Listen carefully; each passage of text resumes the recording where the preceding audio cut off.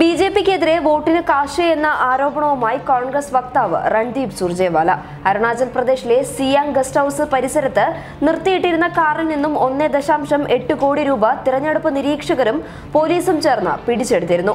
അരുണാചൽ പ്രദേശിൽ തിരഞ്ഞെടുപ്പ് പ്രചരണ പരിപാടികളിൽ പ്രധാനമന്ത്രി നരേന്ദ്രമോദി പങ്കെടുക്കാനിരിക്കെയാണ് സംഭവമെന്നും സുർജേവാല പറഞ്ഞു. പണം പിടിച്ചെടുക്കുന്നതിന്റെ ദൃശ്യങ്ങൾ കോൺഗ്രസ് തന്നെ പുറത്തുവിട്ടു. ആദായ നികുതി ഉദ്യോഗസ്ഥർ പണം പിടിച്ചെടുക്കുന്നതിന്റെ ദൃശ്യങ്ങൾ പുറത്തുവിട്ടായിരുന്നു കോൺഗ്രസ് വക്താവിന്റെ പത്രസമ്മേളനം. ഇന്ത്യൻ ജനാധിപത്യത്തിലെ കറുത്ത ദിനമാണിതെന്നും തിരഞ്ഞെടുപ്പ് കമ്മീഷനും എൻഫോഴ്സ്മെന്റ് ഡയറക്ടറേറ്റും ഉറങ്ങുകയാണോ എന്നും സുർജേവാല ചോദിച്ചു. മോദിയുടെ റാലിയിൽ പങ്കെടുക്കുന്നവർക്ക് വിതരണം ചെയ്യാൻ എത്തിച്ചതാണ് പണമെന്നും ഇത് എവിടെ നിന്ന് വന്നുവെന്ന് അന്വേഷിക്കേണ്ടതുണ്ടെന്നും കോൺഗ്രസ് വക്താവ് കൂട്ടിച്ചേർത്തു. പണം പിടിച്ചത് മുഖ്യമന്ത്രി പേമ ഖണ്ഡുവിന്റെ വാഹന വ്യൂഹത്തിൽ നിന്നാണെന്ന് കോൺഗ്രസ് ആരോപണം.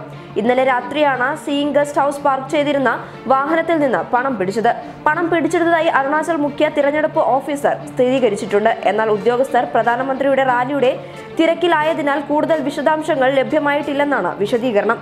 രാവിലെ പ്രധാനമന്ത്രി നരേന്ദ്രമോദിയുടെ റാലി അരുണാചലിലെ പാസിഗഡിൽ ഉണ്ടായിരുന്നു. ഈ പണം റാലിയിൽ വോട്ടർമാർക്ക് വിതരണം ചെയ്യാനായി കൊണ്ടുവന്നതാണ് എന്നാണ് കോൺഗ്രസ് ആരോപണം.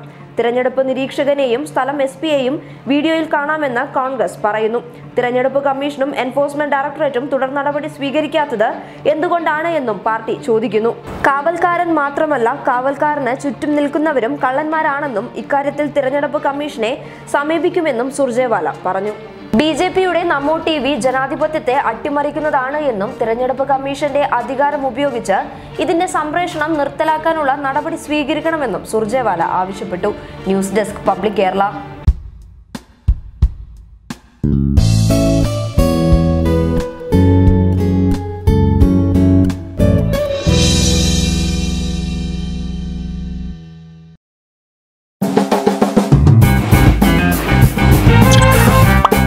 Stop.